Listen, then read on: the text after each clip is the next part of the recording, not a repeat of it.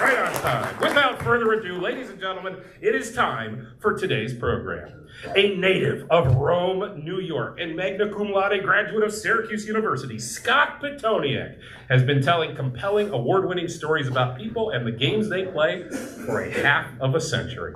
He has spent 51 years in the newspaper business, including 25 as a reporter, feature writer, and sports columnist for the Rochester, New York Democrat and Chronicle, and has published more than 30 books and hundreds of magazine and website articles. Scott has received hundreds of honors and awards for his work. The bio goes on and on. What you need to know is, ladies and gentlemen, he will be moderating this panel. He is a big deal. He is Scott Pitoniak. And our esteemed panel today will be Thad Brown, a sports anchor and reporter with News 8 since August of 2000. Took over as sports director in June of 2016, a Bills beat reporter, co-host of the Buffalo Kickoff Live Show, a weekly pregame show seen in nearly a dozen markets statewide. It's usually on while I'm eating sauce, while I'm eating pasta. I'm watching you. He's recently named the New York State Broadcaster Association Award winner for outstanding breaking news coverage in recognition of his work during the night of Damar Hamlin's collapse. Thad is also deeply connected in the golf community, has covered multiple major championships, and his running Western New York PGA Tips Series helps local professionals teach the game. Thad Brown will be on our show. And one of our own, ladies and gentlemen, he has worked his way up the ranks. You just knew him as Tim Cook. He was just a guy. He was a great guy. He was past president of Charitable Trust, and then a couple of years ago we started saying, Tim, who's going to win the big Bills game this weekend? And Tim was right a lot. And so we started going to him week after week. And last year, he nailed it many, I don't know the exact record last year, but you were pretty darn good last year. It was 99%. President of Cook Communications, a full-service marketing communications firm that serves businesses and nonprofit organizations. Founded in 2005, the firm specializes in public relations and advertising. An avid Bills fan, Tim has been Rochester Rotary's Bills prognosticator since 2020. He joined Rochester Rotary in 26. Ladies and gentlemen, Scott, Thad, and Tim.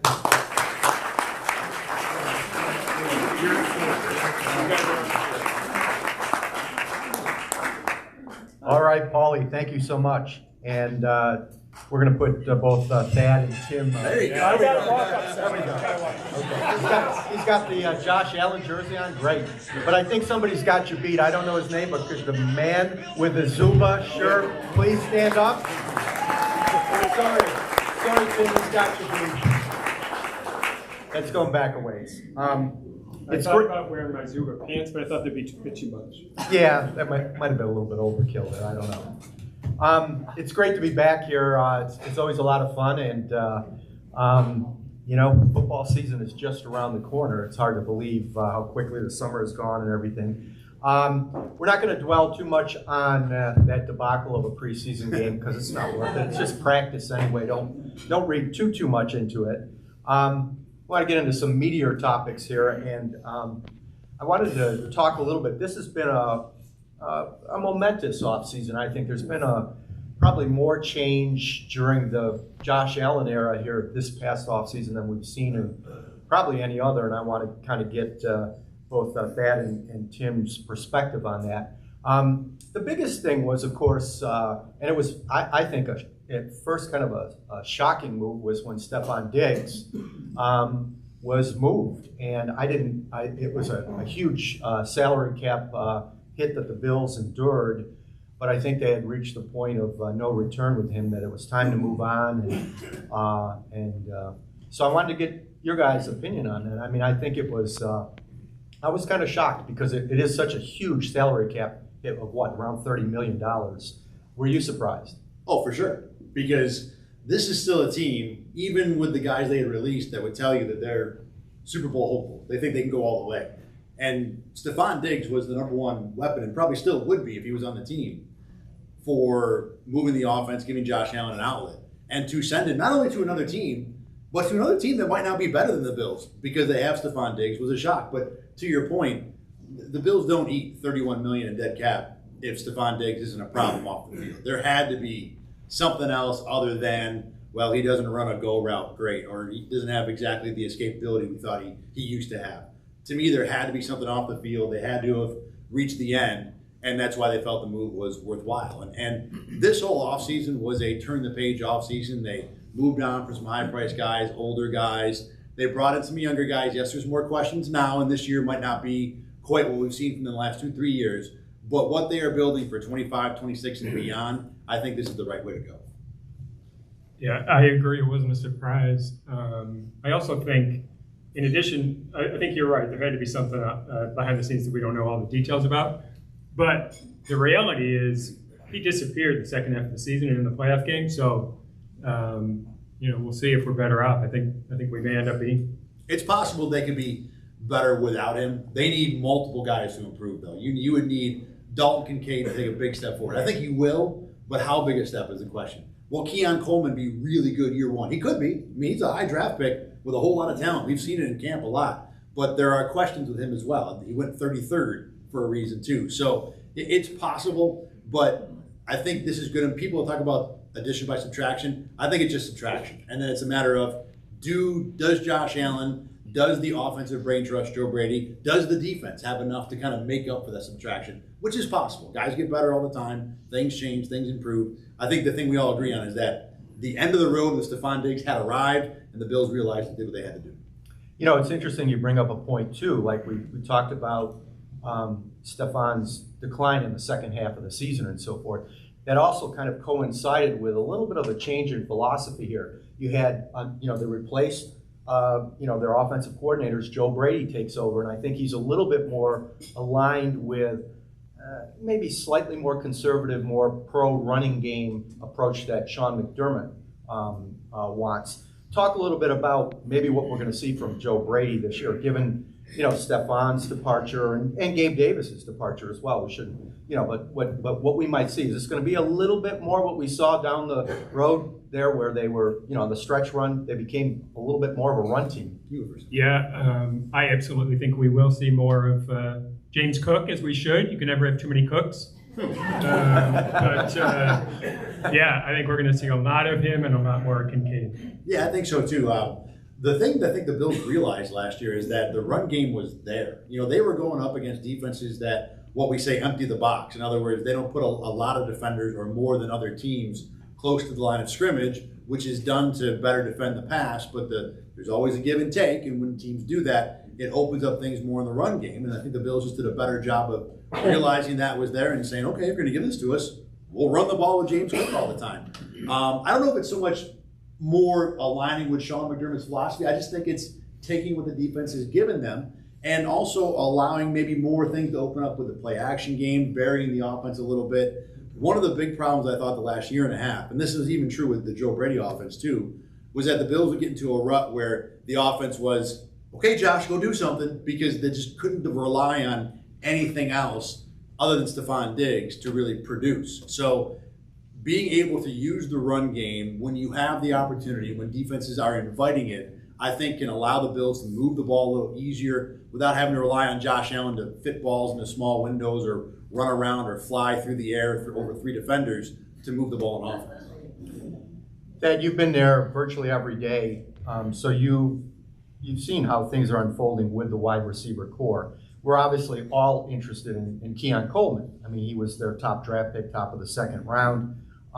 What have you seen from him? I mean, we've heard some of the negatives that, maybe he can't get separation. We've heard some of the positives. He's a big, strong, he can contest a catch. What have you seen with his development and his evolution so far? When I watched him in college before the Bills drafted him, my thought was, this is a guy who's not open a lot, but it doesn't matter because he's open when he's not open. And I can't think of a rookie player who has been more exactly what he looked like in college through the first 3 weeks of camp. There are times when he tries to get open against almost any defensive back where it looks like he's laboring, he's clunky, he can't keep his feet. But even if he's off balance, even if he's got a guy on top of him, it doesn't matter. He can still make the catch. His ability to grab a ball without a proper base or to elevate and Randy Moss a guy to dunk over a guy and make the catch has been impressive. He had, there was a play that to me was this is why we drafted him playing camp, where Josh Allen was rolling to his right, getting away from pressure, and Keon Coleman had Christian Benford in front of him. I mean, it was basically this. And Josh Allen threw it 2 feet over everybody's head, and Keon just went up, and poor Christian Benford had no chance to make a play. That guy could not have defended it better and still was on the receiving end of a great touchdown catch. If he can just do that, 3 or 4 times this year to turn 3s into 7s, it might be worth it. You know, there's still a lot of work that needs to be done and whether or not he can separate. But the things that he did well in college, he has done well right away in training camp. And to me, and you know this too, when a rookie can do the thing that you think he's good at immediately, well, usually they get better. That's a good sign. Mm-hmm. It's interesting you bring that up because I had a chance to talk to Andre Reed, who took part in a charity softball game this week with us, and he talked a lot about that. You know, that he's had texting back and forth and has had conversations with Keon, who reached out to him immediately the night of the draft, and he told him his advice. Andre's advice was just be yourself, do what you can do good, and just work hard. And the rest will take care of itself, you know, and also block out the outside pressure that comes with being the top draft pick and stuff.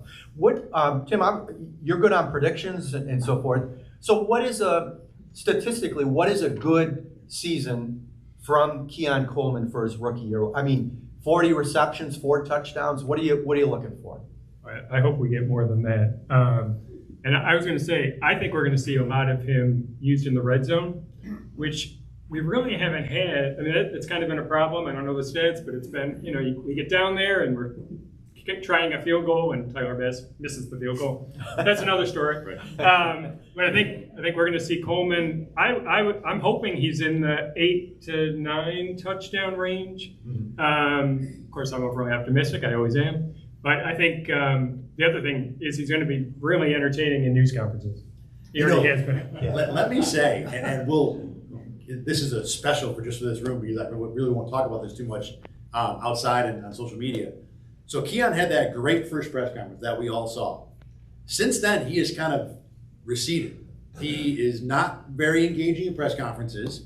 He was not very engaging with fans at training camp, surprisingly. And look, he's a rookie. He's feeling his way through. I'm not going to judge him at all. But we had people from Florida State who kind of said to other media in the group, hey, you're going to love it. It's going to be great. You're going to have a great time. And press conference 1 was everything we expected. Everything since has been almost a 180. And we don't have any explanation for it right now. Now, look, he's a kid. He's learning. Maybe by week 7, he'll feel more comfortable. Maybe by year 2, who knows? But you want to talk about the surprise of camp? The surprise of camp is that Keon was mostly uninteresting off the field, which was not what we expected to be and not what we got for the first press conference. You know, Tim, you were talking about red zone, and yeah, that's an area that I think that, you know, this team needs to improve in. And, you know, I look at, you know, it's kind of strange to say he's going to be a breakthrough guy, but I think he could have a really, like, exceptional year and establish himself, you know, perchance to be the next Travis Kelce, we hope. But I think Dalton Kincaid, I mean, his skill set. Now, where he was disappointed, he had the 4th most receptions by a tight end in NFL history last year. But he was not productive in the red zone. There are other targets that they were trying at that point. I expect much better from him this year, particularly in the red zone. I'm just wondering what you guys think, because that's what they drafted him for. Will he be? Nobody might be another Travis Kelce. I mean, that working relationship he has with with Mahomes is unbelievable. But they're looking for maybe a reasonable facsimile. I mean, given his athleticism. Yeah, I mean, I think that is why we got him in the first round, to be that Travis Kelce type where you can go to him, a million times a game. And I talked about Keon in the red zone. If Kincaid isn't a weapon in the red zone, we're in trouble, I think. Yeah, I mean, he's going to get a million targets, and his hands are great, and, hopefully he stays healthy. He, missed some time last year, but if he stays healthy, I think he'll be off the charts. Yeah, I think to your point, in terms of the red zone, I don't know if it's going to be Keon. I thought your 8 to 9 touchdown number was a good goal, like not crazy, reasonable, a very reachable number. And then Kincaid leading in targets, I think, is very reasonable too. I think one of those two guys by the end of the year has to be, that's the guy we can count on in the red zone. Go ahead, Tim. No, I was just going to say, I agree, absolutely. With Kincaid, so like you said, putting anyone in the Travis Kelce territory is wrong. I mean, it's just not fair to the guy. Right. I think Kincaid certainly takes a jump, but is it top 10 tight end or top 3? And both of those are absolutely within the realm of possibility. The thing that kind of struck me with Kincaid last year is he was a very reserved guy. And for someone who in college, when you saw him in college, you looked at him and said, there's a guy that has great hands, he's great after the catch, and he can really physically out-muscle a guy, be on top of a defender and make a catch. I thought in terms of his mental makeup, the off-the-field stuff, he didn't have that this bleeper is going to not catch the ball no matter what happens kind of attitude. I thought he kind of had to feel his way into the league a little bit, and that's kind of why last year, early on in the year, first 2/3 of the year, it felt like he was kind of slowly figuring his way out. I mean, the thing about Kincaid last year for about 12 games is that most of his routes you could have ran in this room. It was 5 yards and turn around, 5 yards and out. Later in the year, you saw the Bills expand his route tree. He got down the field, catch against the Bucks, did great against the Dolphins end of the season. So that to me was the sign that says this is a guy that's figured out a little more what he can do, and he can be a better effective weapon this year. I still haven't seen the guy that I want to see, which is the player that can just out-physical a defender. He runs great routes. He's got ridiculous hands. But when it comes to battling man-on-man, there was a play at the very end of camp against, I think it was Cam Lewis, where Cam Lewis outfought him for the ball. And I like Cam Lewis. Cam Lewis can do a lot of things. But Dalton Kincaid's going to be that first-round pick. You can't be losing to Cam Lewis and Cam. So that's the only thing that I'm kind of reserved on. But route running, hands, athletic ability, he's got the rest of the package and should be a big part of the offense. All right, let's move on to the guy that Tim is paying homage to with his number 17 jersey, Josh. I mean, he's been spectacular.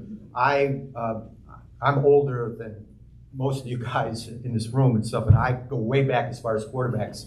And I think there's a good argument that can be made that Josh Allen is the most physically gifted quarterback I've ever seen. I saw Elway in his prime. He's bigger than Elway, and he runs harder than Elway. But it's all about winning. We know that, and to take that next step. I'm wondering what the realistic expectations are for this season, given all the change that's gone on, maybe not having that go-to guy right away. But I'm thinking he's 28, he's in his prime now. Leadership skills, it's his team now. He doesn't have to walk on eggshells, making sure that Stephon Diggs is getting, fed properly in terms of the number of balls he's getting. Yeah, it's time for him to assert himself, and I believe he has, right, in this offseason. I think so. The thing with Josh is that he's always been a guy that all the other players like hanging out with. He's one of the dudes. He's the guy making the jokes. He's the class clown. One of the things he always does, and it cracks me up how many times you get to people with this, but like if Tim's a player, like looking over there, Josh will walk over and act like there's a ball coming and do this. So Tim thinks there's a ball about to hit him in the head, and he gets people with that all the time. And then that's just who Josh Allen is. He's the jokester. But the flip side of that is, as a leader, you can't be Dan Marino and rip a guy to his face on the field. You can't be Tom Brady and slamming iPads on the sideline. I don't know if Josh Allen needs to be that. I mean, it's not who he is. Why be someone you're not when you can already be a good leader, being the person you are? We could sit here and talk about Josh's leadership skills, for hours, and that doesn't help Tyler Bass make a field goal down 3 last year against the Chiefs, which is really what lost the Bills the game. Right. So when you talk about expectations for Josh as a winner, I'm interested to see where he goes with this new younger core. But the one thing about Josh Allen, I've told people from the beginning, you can talk about physical skills and anything else all day long. That guy is an 11 out of 10 when it comes to all the intangibles. Coachable, good attitude, says the right thing, good in the locker room. So whatever the Bills need from him, I'm pretty confident Josh is going to provide. Yeah, I mean, I think, some people are like, oh, Super Bowl or bust. His career won't be, great if he doesn't win one. I'm not one that, I don't adhere to that philosophy, but I'm hoping we do win one. But I think as long as we have him on the team, the Bills have a shot. He's unbelievable. And the John Elway comparison, I think that's what I've thought a lot, is that he's more similar to Elway than he is maybe to Jim Kelly or to some other folks. Yes, I totally agree on that. All right, let's go. We talked about a big makeover. It hasn't just been on offense. Defensively, I mean, you had 2 core guys there in Micah Hyde and Jordan Poyer, who were really the guys that McDermott brought in, and they were the last defense, the line. They were like the goalies and stuff like that, and it was tremendous to have that comfort level. They're the best safety tandem that this franchise has ever had, together for a long period of time. They were aging. It was time to move on from them. But they had some injury issues. They drafted Bishop and stuff. talk a little bit about where that stands right now. We haven't really been able to solve that problem yet or see how it's going to unfold. The bad news is the two new guys, Cole Bishop and Mike Edwards, are the guys who've been hurt.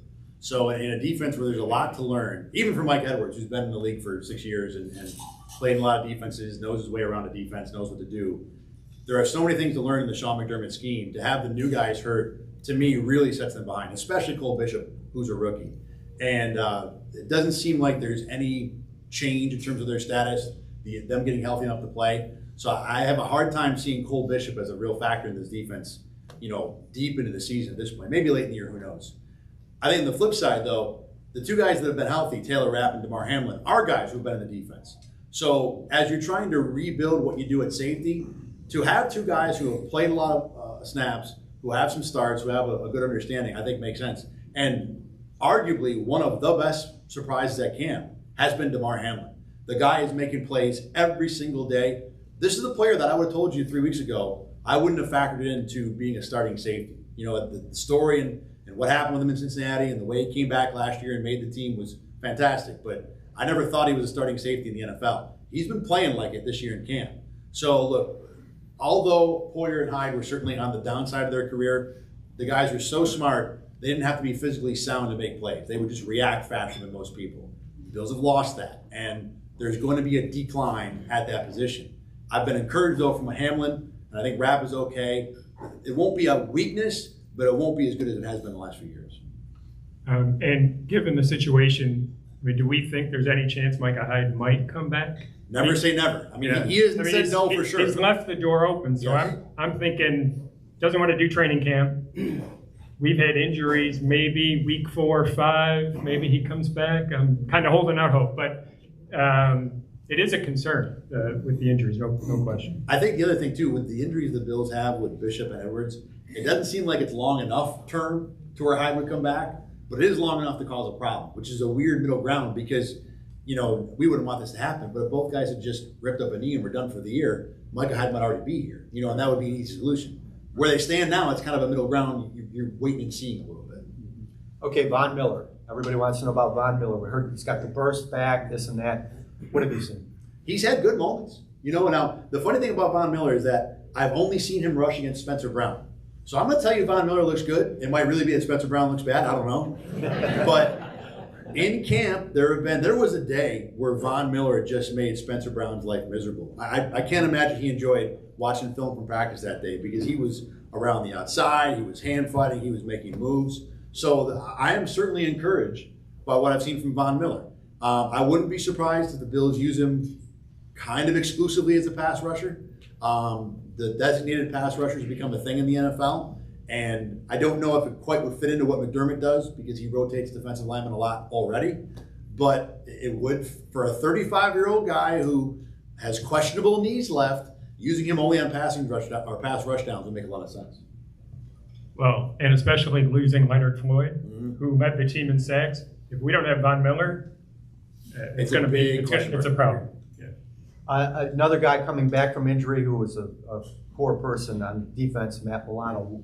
Does he look ready? Yeah, he had an open field tackle on James Cook. Actual made a tackle. What are you doing, buddy? It's preseason. Don't make a tackle. He made a tackle.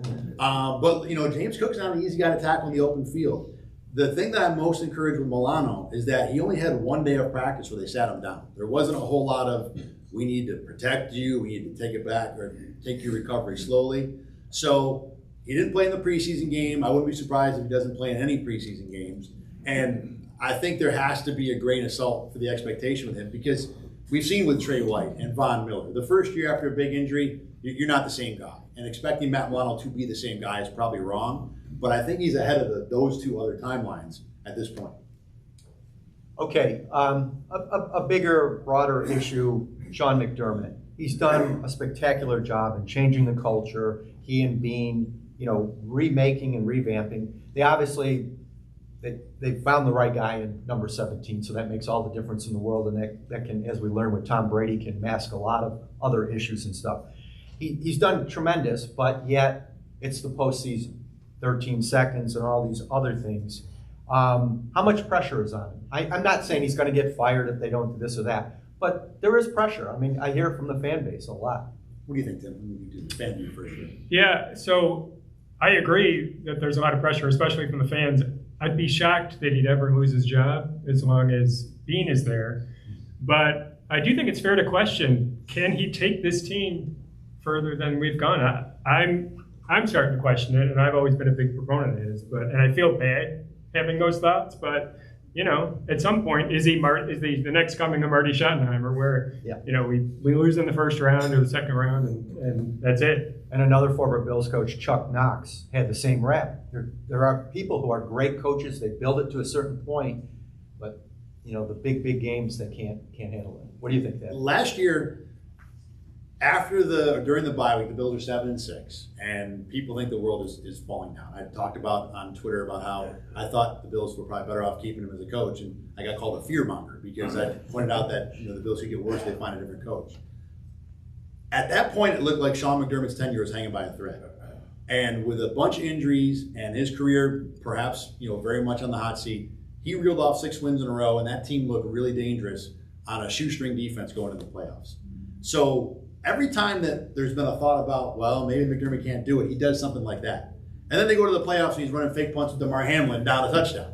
So I think that the reminder I have is that it is really damn hard to win a Super Bowl in the NFL. And it takes so much to make that happen.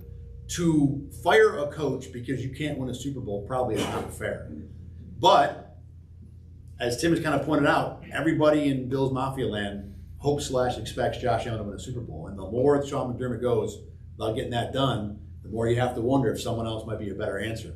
I think he can do it, but it seems like when they get to that game, they lose. There's always something in that game where you look at Sean McDermott and think, what were you thinking? You don't do this week 5? Why are you doing it week 20? So I don't have a good answer for you, but the one thing I will say, and I agree with Tim on this, the Bills could go 2-15 this year, and he's not getting fired. So there are multiple years of Sean McDermott left. Yeah, I would agree. I would agree on that. And I'm just wondering, one of these days we're going to get to the bottom of 13 seconds. I think one of the things that bothered me about that whole thing, besides what it happened, was just that would have been a good time for him to take responsibility. And instead he just said, well, we had a lack of execution. Well, whose execution? Yours, the defensive coordinator, the special teams coach, Tyler, whomever. Like, the players, that was, I would have liked to have seen him at that point, a leader taking charge. It's all on me. I screwed up, whatever. And it's still somewhat of a mystery. One thing about that, the Bills, when they first came in, the Bean McDermott guys, they had this belief, maybe a little bit of an arrogance about how nothing ever gets out of our building. No information gets out. And that to me was Sean McDermott kind of clenching his fist and saying, no one's ever going to find out what happened to this because whatever it is was so damning. And I think they have eased off. I mean, we're going back 3 years of that now. I think they have eased off on that a little bit to the understanding that, okay, it's pro football, people talk, there are reporters out there like me trying to do our job, things when you get out, it's not that big a deal. And I think he's done a little bit better job of being responsible for some of those things. He's still a football coach with an ego. There was after the win game where the Patriots beat him on Monday night 14-10, and he talked about, you could tell he was seething because everyone was giving Bill Belichick credit for figuring it out, and McDermott hated it. So he's still a human being. He still has an ego. He still has feelings. But I think he has grown from 13 seconds to be a little bit better in those situations. Yeah, and it's you're right. Coaches like to control everything too, and I mean this was the case with Marv Levy, and I love Marv Levy, my favorite coach I ever dealt with in all my years of sports and stuff. But they like to keep control of things there and the narrative as well. All right, let's talk a little bit about the division. And for the sake of full disclosure, Thad grew up a Jets fan. But I'm so sorry. Yes, so we have our apologies. And you probably weren't even born when Joe Namath won the Super Bowl. No. Yeah. The funny thing about that, I explain this to people all the time now. When you do this job, people think, well, you have to not root for a team. And it's not that you don't root for a team. Like, I still would like the Jets to win. But on Sunday, my priority is, did my live shot get on time? Did I get a good story? Did I ask good questions? How did my social media do? How many of my bets did I win? Where the Jets do is like number 17 on my list. So yeah, I still like when they win, but it's just there are other things that are priorities now. But that leads us into the division because there's, the New York media can go overboard on things and stuff, and the national media, many of them are buying into the Jets. I personally, I think that, that Aaron Rodgers, he's 42, he's coming off a serious injury that would be tough even for a young athlete in his prime to come back from. I'm not saying he's a bad quarterback, but I think he's far removed from the prime quarterback that we were used to seeing, like, oh, this is the most gifted quarterback of all time, this and that. I still think this is the Bills' division. 5-1 at least, I think they should be. They might stub their toes someplace, but I look at this division. You've got a complete makeover, new coach in New England. The Jets, again, I think are overrated. And Miami, I think, to a certain extent, is a little bit. But the thing that scares me about Miami is, man, they've got some speed, and speed can really disrupt things. Tim, I'll let you take it. I want to get the Bills' point of view on this first, the Bills fan point of view. Thank you, Ted. So the Dolphins, I think, their offense is scary, but they lost a lot of key pieces on defense. So it remains to be seen how they're going to be both sides of the ball. And the Jets, I'm most worried about their defense. They played the Bills really well last year, and they'll probably only be better. But definitely the Bills division, we're going to win 12 games. I'll probably predict week to week that they win every week, of course, because I'm eternally optimistic. But you'd be right a lot doing that. Right? For the sake of today, I'll say 12 wins. We win the division. Jets are probably second, Dolphins third, and the Pats. Sorry, Mark Zawacki, he's not here, but they're going to be awful. I don't know. I'll tell you what. There's a little part of me that won't go all the way saying that about New England because you never know with first-round quarterbacks. And if Drake May is good, I like Jalen Polk and I like Javon Baker, the two rookie receivers they had, and their defense is still good. So it's not impossible they can be good, but I don't think Drake May is going to play until Thanksgiving at the earliest. Right. Brissett's going to play most of the year. Yeah, I agree. The thing with the Jets, now, they've totally screwed up the Hassan Reddick trade, and that's a whole different discussion. But assuming that guy plays at some point this year, I think their team is more talented than the Bills, and if they were healthy, I think they win the division. But to your point, they've got a 41-year-old quarterback. They've got a litany of other guys who are injured/old. They're literally a team that's ready to fall apart any second, emotionally and physically. So the idea that they actually stay healthy all the way to January, to me, is not reasonable enough to pick them. So I wouldn't be surprised if they're dangerous and challenged. And like you said, their defense just has been able to figure out the Bills the last couple of years. But I think Buffalo wins the division. I'd go 11-6 for Buffalo. I think the whole division's going to be down. To the point about Miami, people have talked about all the guys the Bills lost. To me, the Dolphins lost way more. You don't take Christian Wilkins off that defensive line and not expect something to change. So Josh Allen will be happy that he's oh my goodness, yes he will. Especially when it comes to Anyway, but yeah, I think the Bills. I would predict the Bills to win the division, and I think they'll be the only playoff team from that division too.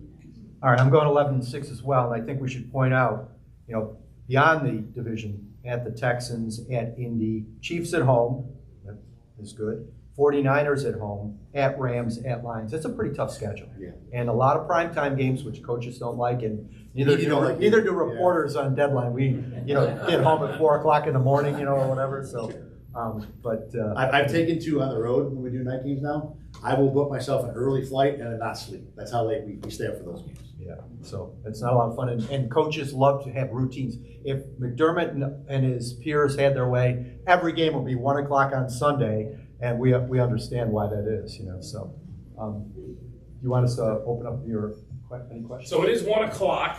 If anybody needs to go ahead. Yeah, we won't be insulted. Can I make a quick announcement first before we take questions? Oh yes, Timmy with the surprise. So I've been making the predictions every week since 2020 under President Peter, remotely at first during the pandemic. We're going to make it a little more interesting this week. So I'm going to predict each week. If I'm off on the Bills score, just the Bills score by by more than 3 points, I'm going to donate $25 to the Sunshine Kid. If I'm right on the score, Bills and opponent, I'm challenging everyone who's at the luncheon that day to donate $25 to me.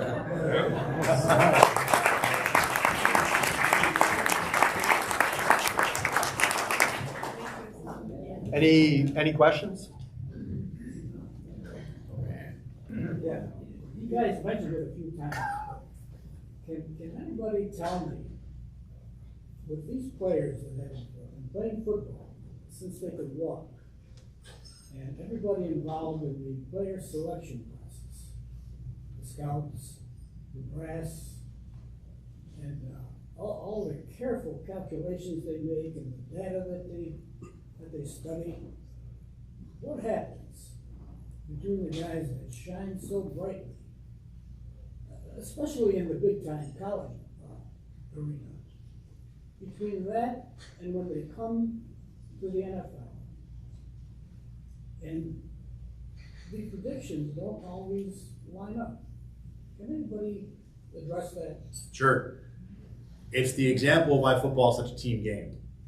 You can take a receiver that looks great in college, but was it the offensive coordinator scheming him? Was it the offensive line being able to protect for a long time? Was it the quarterback being ridiculous? Was it the fact that there were two receivers on the other side that took so much attention that guy had more room to run? You know, when it comes to an offensive guard, you know, was it the center that was next to him? Was it the type of style of offense that he was in?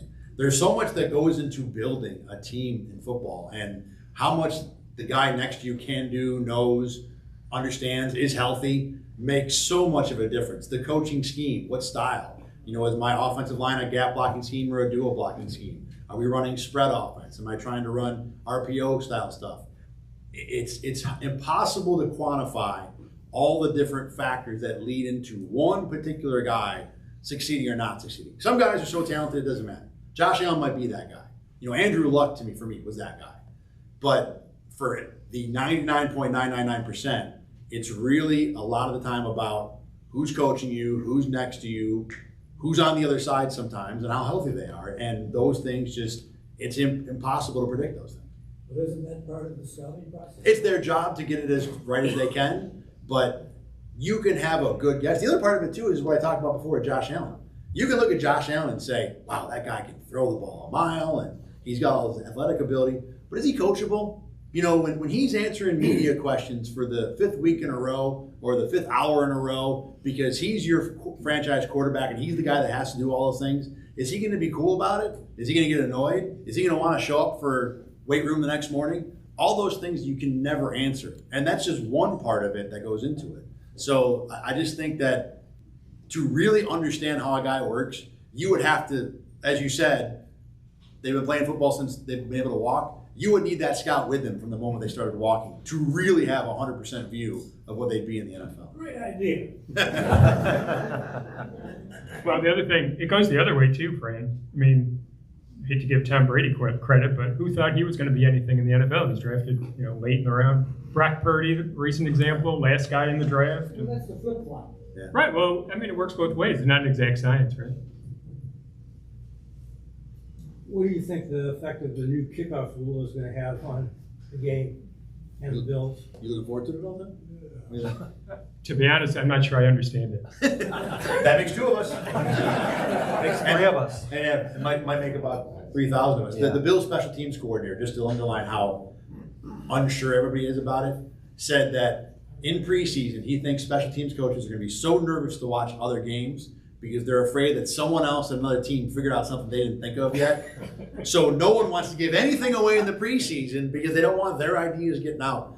I don't know if it'll make that big an impact. I think at the end of the day, you'll probably see the average starting field position go from like the 24 to the 28. It will make it different, more fun. Like you won't be able, one thing that's nice for me now, I'm on the field during games sometimes. If there's a touchdown, I know I have the timeout and the kickoff that I can go in and take care of something. Well, now I got to be back out for the kickoff. Yeah, I can't skip that part anymore. Okay. Not really about the season, but for Scott and Thad, you traveled with the team a ton.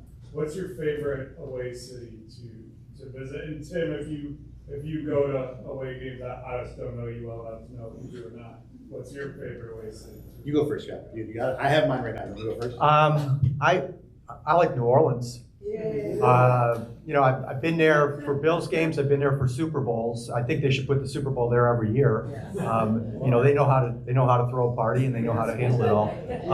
New Orleans. I mean, I early in my career when I was first traveling, wherever I went, I like to go and see different things in the city. So when I went to Kansas City, I'd go to the Harry Truman Presidential Library or what. I like to feel what the community is about and go to those places. Chicago's a great place.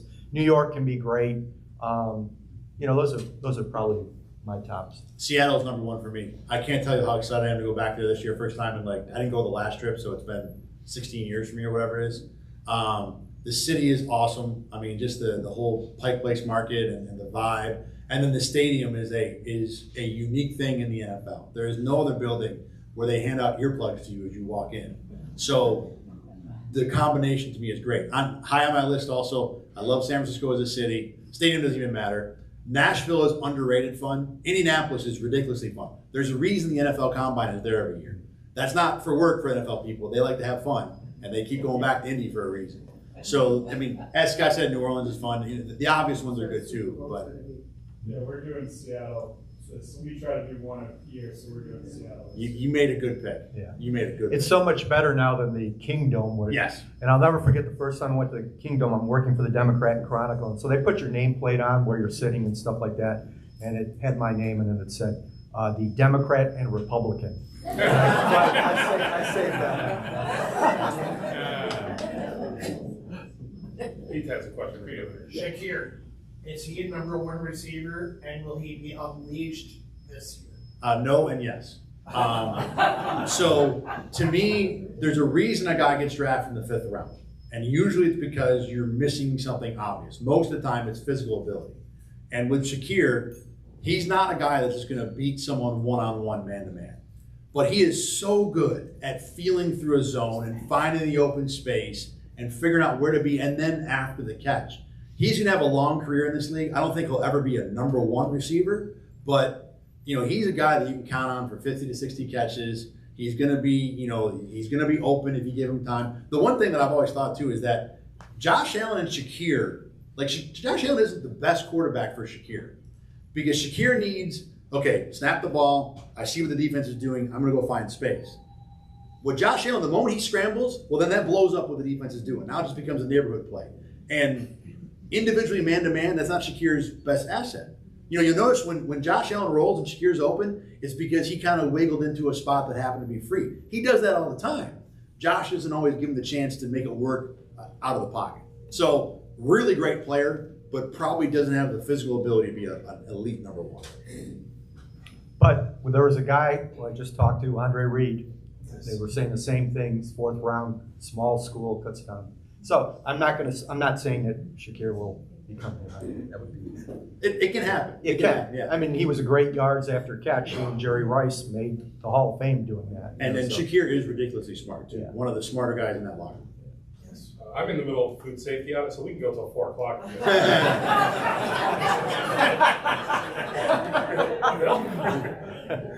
This is a question that's tangentially related to the Bills. Brian Daboll left the Bills, went to the Giants, had an incredible rookie year as head coach, coach of the year. Last year, the wheels fell off the car.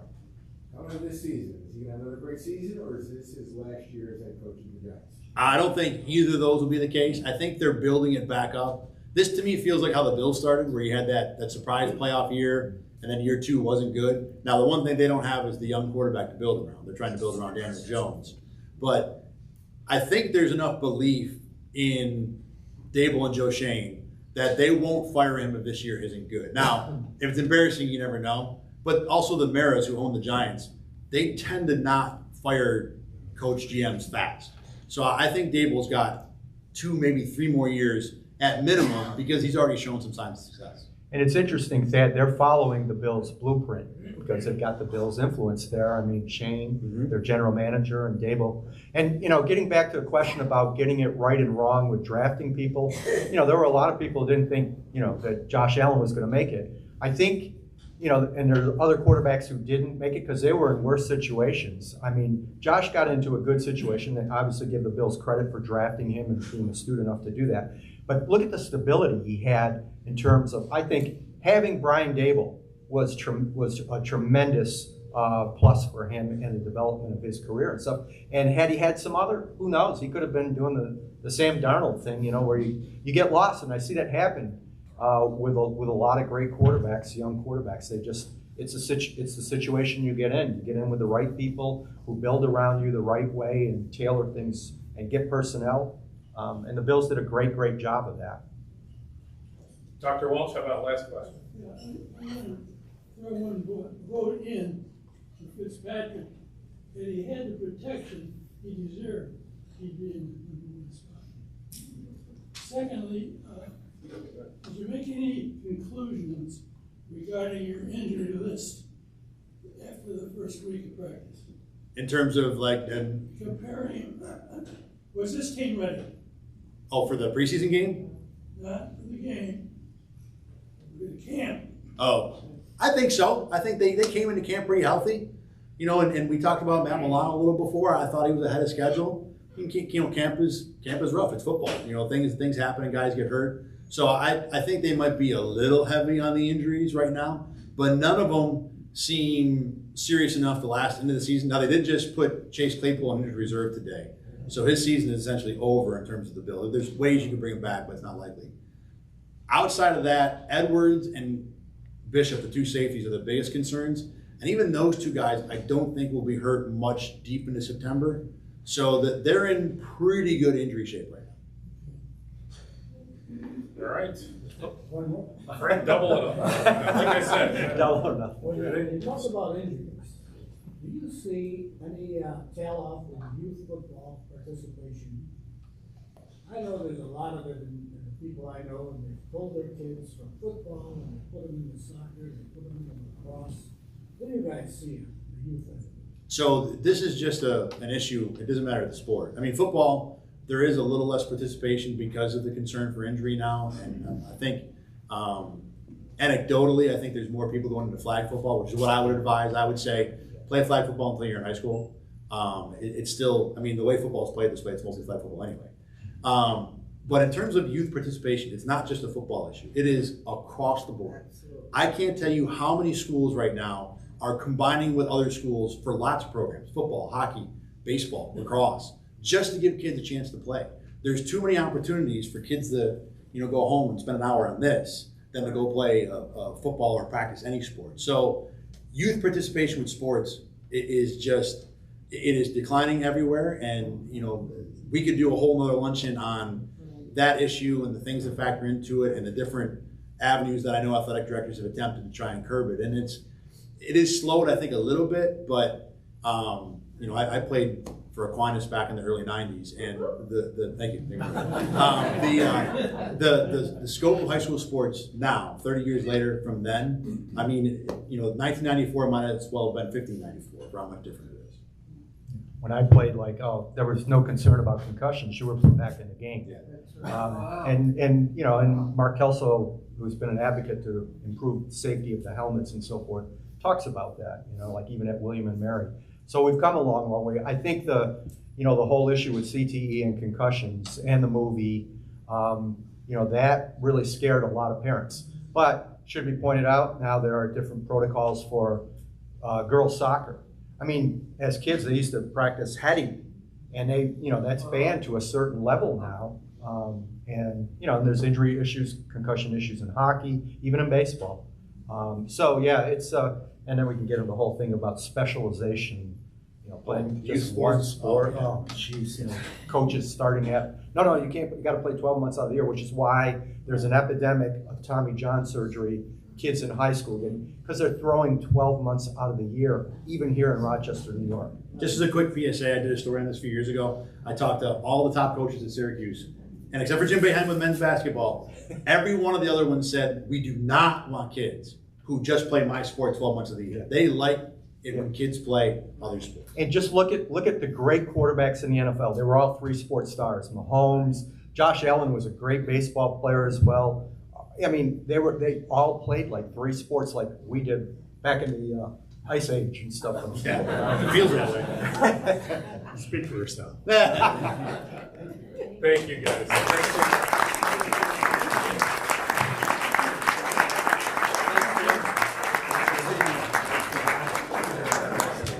I'm a little, just for everybody who doesn't know me, I get a little salty about Josh Allen because I'm a Browns fan. If anybody remembers that draft, we picked Baker Mayfield. Yeah, that's true. I have gifts for you guys.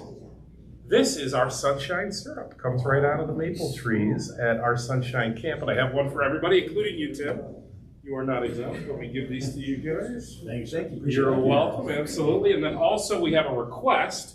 We have adopted school number 8 as a club, and in the library at school number 8, we like to put a book that features our speakers with an inset that is customized to you guys. So if I could pass this around, and this includes you as well, Tim, if you guys could please sign this, and we'll have it put in this. Yes, absolutely. Okay, really quick, really important. We are not here next Tuesday. It's golf week, so no lunch next Tuesday. 2 weeks from today is our last lunch at Oak Hill. Then it's another week of no lunch because it's the day after Labor Day. And then we're at Comedy at the Carlson. So it's getting a little confusing now, but it's every other for the next month. Do not come here next Tuesday. Do come here 2 weeks from today, please.